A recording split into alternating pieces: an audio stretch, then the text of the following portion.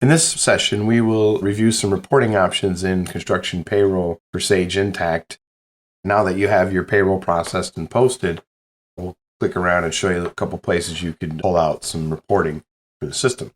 So directly in Construction Payroll, if you go into reporting, you will be able to download a checks export, time card export, and PTO ledgers. So if I want to generate a report from the pay period I just did, again, I'll use my check date. So starting date, apologize, that should be February 2nd. Oops. February 2nd to February 2nd. And you could elect to condition out certain check statuses. We'll just generate them all. And you'll click export data. And this is going to generate an Excel file that will download for you, and then you could report on from there. So if I open that file up,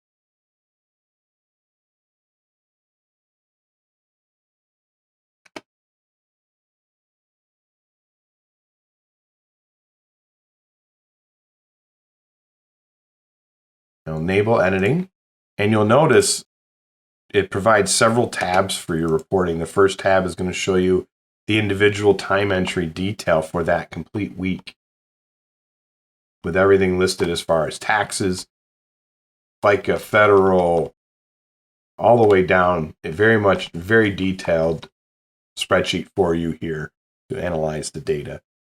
Then you also have some summary information, earnings included pay mods, so you can see an earnings report, your deductions as far as like a 401k or any union deductions, taxes, company paid, employer, pay modifiers, PTO, and any errors that were received for that payroll. So this is a very detailed spreadsheet of that week's payroll.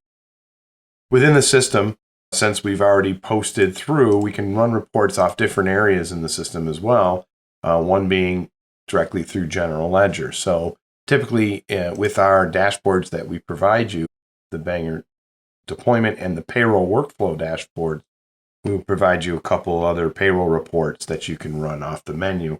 You can get to them from a dashboard, or typically they will be saved in the General Ledger under Custom Reports, and you'll see them down in the Custom Reports menu: payroll recap by employee, payroll recap by GL account, and then the weekly federal and state. If you want to run a weekly federal and state report to get a report as to what you need to pay for your payroll taxes, you can click on that. Your payment date would be your check date. Click View.